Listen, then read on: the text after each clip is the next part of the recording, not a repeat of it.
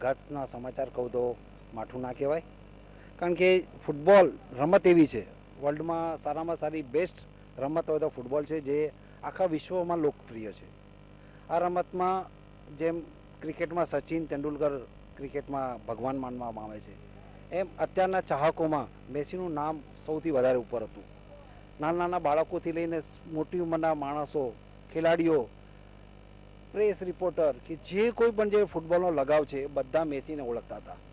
મોટાભાગના છોકરાઓને મેં જોયેલા એમના ટી શર્ટ પાછળ મેસીના નામ લખાઈને, ભલે કદાચ એ મેસીને રૂબરૂ નહીં મળ્યા હોય, પણ મેસીનું નામ સાંભળીને જ એટલા આનંદમાં આવી જતા હતા કે પોતાનું ટી શર્ટ પહેરીને ફરે, ભાઈ મેસી છું, મેસી જેવું ફૂટબોલ રમું છું.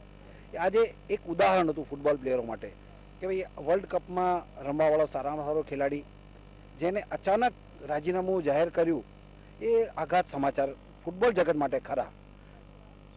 ખાસ કરીને કહેવાનું મને એમ થાય છે કે લિયોનેલ મેસી જે રીતે એક પછી એક ટુર્નામેન્ટમાં નિષ્ફળ ગયો અને જે રીતે એમ લાગ્યું કે હવે મારી જવાબદારી સ્વીકારવી જોઈએ, કયા એવા કારણો તમને લાગે છે કે જેના કારણે મેસીએ આવું પગલું ભરવું પડ્યું? મારી દ્રષ્ટિએ એણે છેલ્લા 3 વર્લ્ડ કપ રમ્યો એના કન્ટ્રી તરફ માટે, દેશ માટે, અને એમાં એને સફળતા નથી મળી. એક પણ નેશનલ જે એના કન્ટ્રી માટે રમ્યો, એક પણ વર્લ્ડ કપ એણે અપાવી ના શક્યો. વર્લ્ડ કપ એટલે મોટું 4 વર્ષે રમાતું એક તહેવાર કહેવાય ફૂટબોલ માટે. 4 વર્ષે આવતો એક તહેવાર છે જેમાં આખી દુનિયાની નજર હોય છે કે વર્લ્ડ કપ કોની પાસે જાય છે.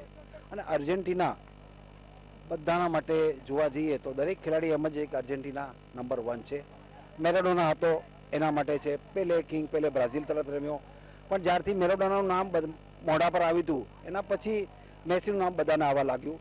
અને મેસીને જ્યારે કેપ્ટન બનાવવામાં આવ્યો અને એને એમ લાગ્યું કે હવે આ 3 વર્લ્ડ કપ હું જીતી નથી શક્યો, કારણ કે એની કેપ્ટનશીપ મોટો ભાગ કેપ્ટનશીપ, જેમ નાવનો સુકાની હોય અને એનું નાવ જો કિનારે ના લાગે તો એ સુકાનીને એમ થાય છે કે ભાઈ મારું નાવ હવે ડૂબી રહ્યું છે, તો મારે આ છેવટે કહીને આત્મહત્યા કરવા જેવું છે. તો એણે ભલે આત્મહત્યા નથી કરી, પણ ફૂટબોલની એકદમ બંધ નથી કર્યું. એ સારામાં સારું કહેવાય એના માટે કે ભાઈ ફક્ત એની કન્ટ્રી તરફથી નહીં રમે, બાકી ક્લબ તરફથી રમતો રહેશે.